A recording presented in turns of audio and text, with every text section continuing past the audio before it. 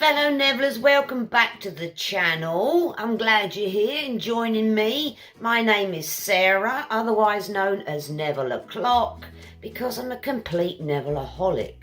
And I'm guessing you lovelies are too, since you're here watching me. If you haven't already, please subscribe and then you won't miss any of Neville's wonderful wisdom.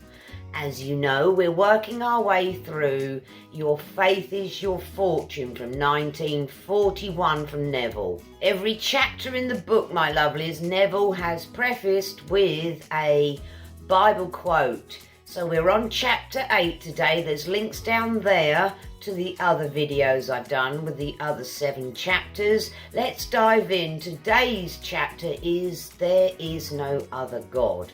Pretty self-explanatory, which you know Neville's going to tell us exactly like it is and help us understand that there is no other God. So let's dive in, my lovelies.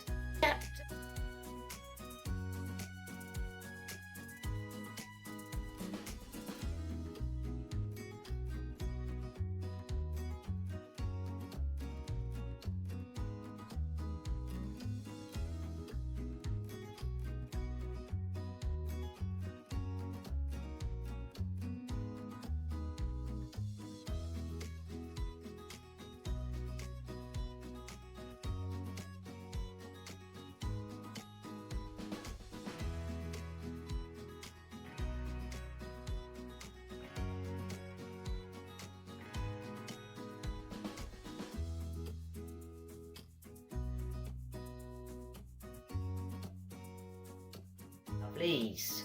Chapter 8, No Other God. In this chapter, Neville shares exactly what the title is. There is no other God. You are God, I am God.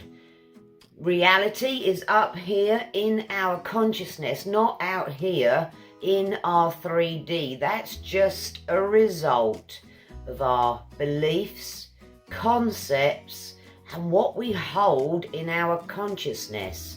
Let's see what Neville says, my lovelies.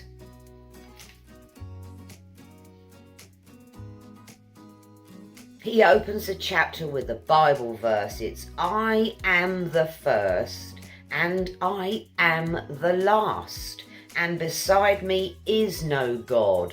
That's from Isaiah 44:6. He gives us another quote, I am the Lord thy God, which brought thee out of the land of Egypt, from the house of bondage. Thou shalt have none other gods before me. Deuteronomy 5, 6 and 7. Through most of Neville's works, he's constantly telling us how man, generic man, has mistakenly thought that outer conditions or outer powers have any actual power over us, and they don't. It's our consciousness, my lovelies.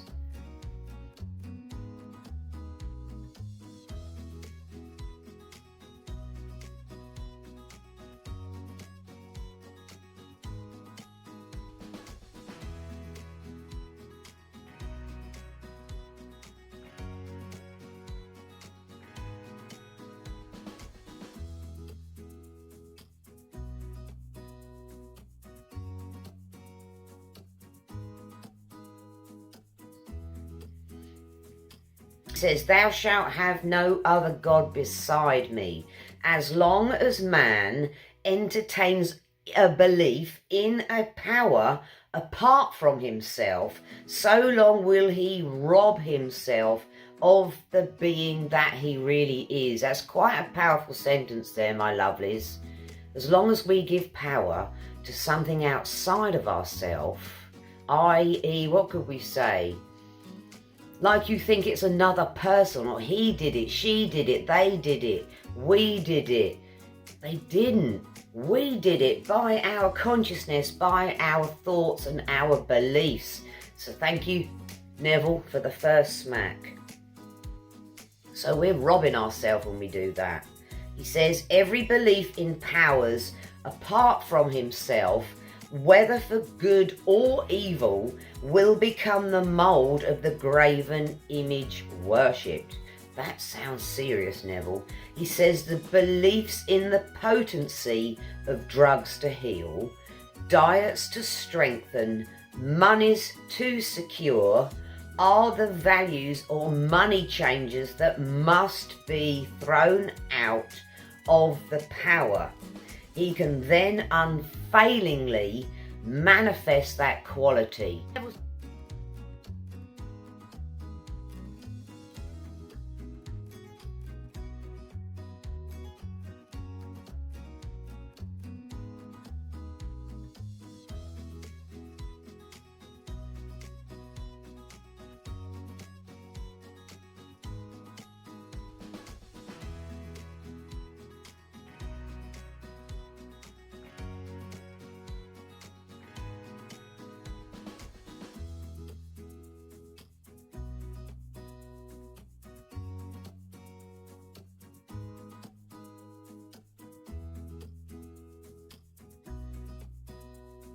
Quality. The Devil's telling us right here, my lovelies, we don't need to give any power to anything outside of ourselves. I've done this personally, and I still continue to do it on an occasion, but I'm getting better at it. So, like Neville says in this paragraph, we give our belief to the drug, thinking it's the potency in what the doctor gives us for what we say. Say our shoulder hurts, or our leg hurts, or we say I've got a cold, or my knee hurts, something like that. So when Neville says the beliefs in the potency of the drugs to heal, and the diets to strengthen, monies to secure, those are false ideas. Those are what he terms values or money changers. He said we must throw them out. When we've done that, we can then unfailingly manifest that quality. And what we have to do is get the consciousness of that quality. He says this understanding throws the money changers from the temple, and you and me, he says it this way, ye are the temple of the living God, and we are. God lives in you, God lives in me. There's a God self in everybody in our world, fellow Nevillers. He says,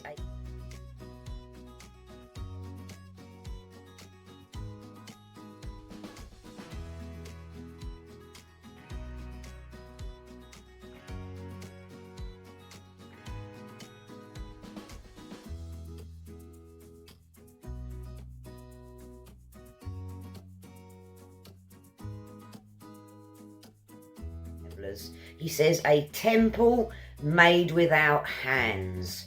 It is written, my house shall be called of all nations a house of prayer, but ye have made it a den of thieves. We shouldn't have done that, huh? Well, it wasn't exactly us, it's just generic man. So he says, the thieves who rob you are your own false beliefs. And that's what this chapter is primarily about, my lovelies. All the things we think cause this, that and the other to manifest in our world, they came from our consciousness. They were once a thought, once a belief, and as Neville says, man is so forgetful. We forget we sowed the seed, and when it comes to fruition, we're like, and we blame somebody else. No, no, no. We did it with our consciousness, my lovelies. So, let's not do that. He says, the thieves who rob you are your own false beliefs. It is your belief in a thing, not the thing itself, that aids you.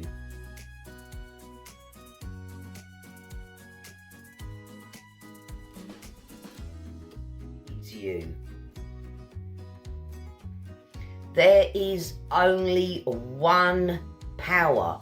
I am He. You are He. Your consciousness is the power, my lovelies, to change your reality. You change it in your consciousness. When you're in your sats, you flood yourself with the feeling, what you can see, what you can hear, what you can touch, of what it is you're trying to manifest. Now, he says, because of your belief in external things, you think power into them by transferring the power that you are to the external thing. So, Neville's telling us here not to transfer the power anything outside of us.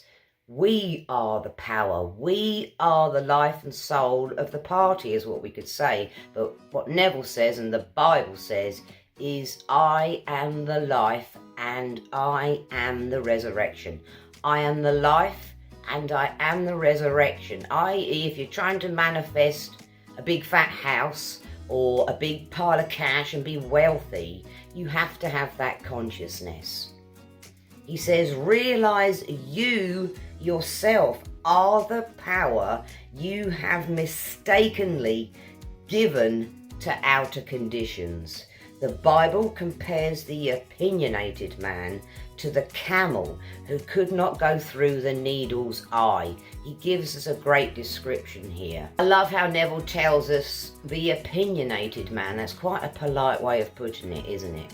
I went through a phase, or I have been, most of us maybe have been, where we think we need to be opinionated, i.e., no, don't do it like that, do it like this. Then we gain some wisdom. We finally bite our tongue, or me, I did personally. So let's not be too opinionated, huh? He says, the Bible compares the opinionated man to the camel who could not go through the needle's eye.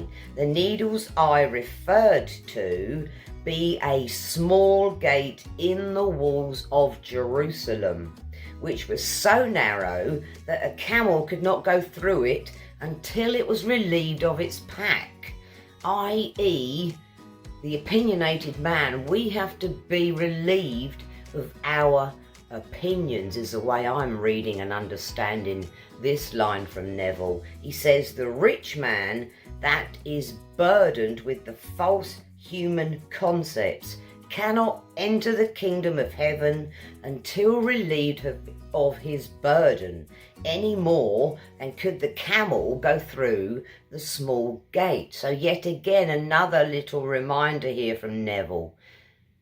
Let's let go of our opinions, give all the power to ourselves and our consciousness.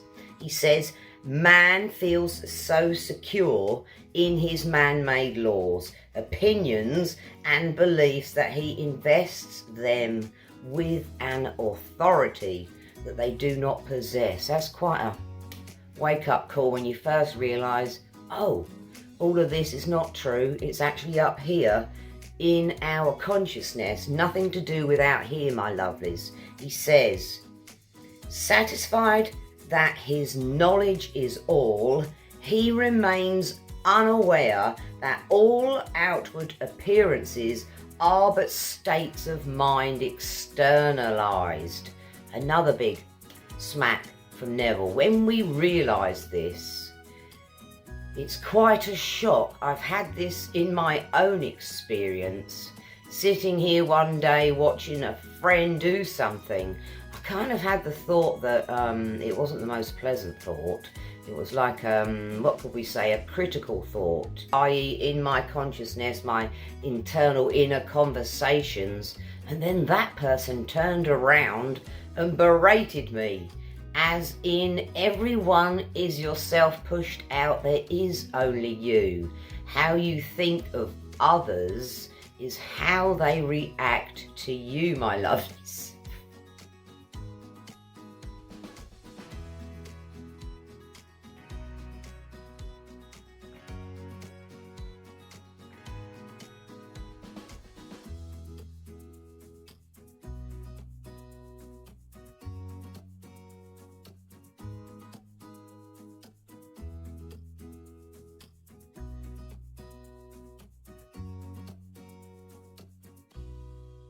Is how they react to you, my lovelies.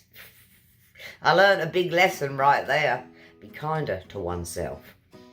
He says, So, when he realizes that the consciousness of a quality externalizes that quality without the aid of any other or many values, and establishes the one true value, his own consciousness. Neville's telling us right here, my lovelies, just value the only thing we need to value, which is our consciousness, which is why we need to be ever aware of what we allow in, what we listen to, what we read, all that kind of thing. So that's what we need to value, our consciousness, my lovelies. He says the Lord is in his holy temple. Consciousness dwells within that which it is conscious of being. This is our inner man.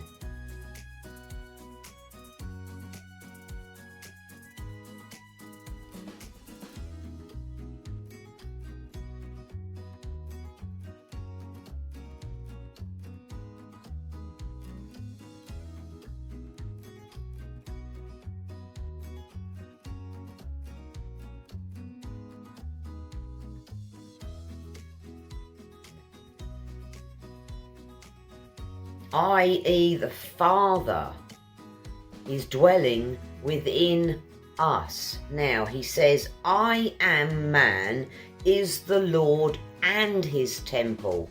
We are the temple of the living God, my lovelies. He says, knowing that consciousness objectifies itself, man must forgive all men for being that which they are. I.e. those that have wronged you, you just have to forgive them. Get over it, basically, and forgive them in order to move on and be pure in your thought and actions. He says he must realize that all are expressing without the aid of another that which they are conscious of being. So that's why we forgive them, because they're just being what they are without the aid of anybody else. It's all in their consciousness.